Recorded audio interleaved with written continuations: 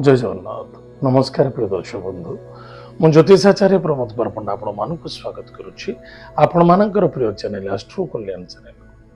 प्रिय दर्शक बंधु जो व्यक्ति मनोक्त चैनल को देखुं सब्सक्राइब करना सब्सक्राइब करूँ लाइक करूँ अधिक अधिक शेयर करूँ एवं आसतु जाना मासिक राशिफल 1 जुलाई 2025 ठारू 31 जुलाई 2025 मसीहा यानी सन 2025 मसीहार जुलाई मासटी जो व्यक्ति जन्म जातक राशि होची सिंह राशि अन्यथा जो व्यक्ति जन्म जातक लग्न होची सिंह लग्न एतद व्यतीत जदि आपण पाखे जातक नाही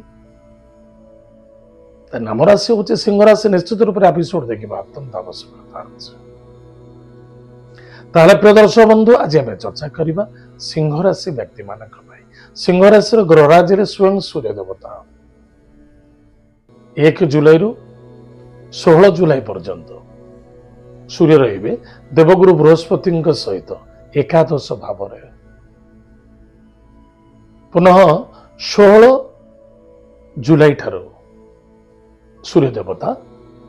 द्वादश भाव को पड़े आसवा यानी मु निजे मोर द्वादश व्यय कारक ताले मन रखी था कौन फलप्रद घटो कौन सावधान रे आज जाना बहुत आवश्यकता ताहले प्रिय दर्शक बंधु प्रथमत जो व्यक्ति सिंह राशि गोटे कथा मन रखिए जो स्ट्रगल चली जो बाधा आसूला गोटे गोटे टंका आपड़ तरुसुले पीड़ित होते निश्चित रूप से अर्थनैतिक क्षेत्र में बहुत लाभ मिल कि सफल मिल कि उधारी किसी कर्ज ठारू आप ऋण मुक्ति ठारू रक्षा मिल निश्चित कहीं ना कहीं आप सहयोग करेंगे केउठी ना जो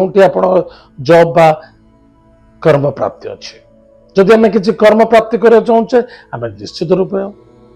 जदि गवर्नमेंट जॉब करना चाहूचे से सफलता देखादब जदि बेपार वाणिज्य करुचे से सफलता देखादब बस चेष्टा रखा निश्चित सफलता जदि ग्रह सपोर्ट अच्छे किसी असुविधा हम ना जदि आम धार्मिक क्षेत्र जाऊे कौन से धर्म कार्य अच्छे से सफलता देखादब ईश्वर को कृपा प्राप्ति हम ताहले प्रिय दर्शक बंधु सबुठ बड़ जिनस ये तो कर्म सब ठीक ठाक रहा कि पारिवारिक जीवन बड़ कथा पारिवारिक जीवन बापा माँ भाई भौणी बंधु बांधव कुटुंब पति पत्नी पुत्र संतान कन्या आदि जदि आनंद नहीं शांति नहीं प्रेम नहीं आदर नहीं भक्ति नहीं श्रद्धा नहीं ताले किछि लाभ नहीं जो व्यक्ति राशि होची सिंह राशि ए मास निश्चित रूप से पारिवारिक जीवन में बहुत आनंद मिल किंतु काहारी व्यक्ति माने कौन सी व्यक्ति पारिवारिक क्षेत्र में जदि आप मुंड खेलुंट निश्चित रूप से ब्लेम हवा अनिवार्य काहारी व्यक्तिगत कथार कथा कहतु नहीं क्या भल ना क्या बंद टिके सावधान रहे स्वास्थ्य प्रति ध्यान देवे जॉइंट पेन देखा दरकार कौन सी पाद जनित रोग बा स्वास्थ्य जनित रोग पीड़ित हो पारती टिके सावधान देवे विद्यार्थी सफलता अर्जन करेंगे गोटे कथा कही बारंबार से कथा फिर पुनः मन पड़ुची काहारी व्यक्तिगत कथार कथा कहवा उचित ना क्या भले ना क्या बंदरे कलह करेंगे ना कलह अशांति एसबू देखादब आठर जिते दूरे रहा आवश्यकता अच्छे आपड़ जदि किसी कार्य करार अच्छे आपण निज जन्मस्थान बाहर को जातु विदेश जातु विदेश तो भाषा बदली गले विदेश आउट ऑफ इंडिया सहित जदि किसी कंपनी आप जॉब करुँच किसी जॉब करने चाहते आप जापरेंगे किसी बिजनेस करुँच एक्सपोर्ट इनपोर्ट कार्य करुँच कौन से एक्सपोर्ट इनपोर्ट बिजनेस करुँच से सफलता मिल से बहुत लाभ मिल कला क्षेत्र चित्रकला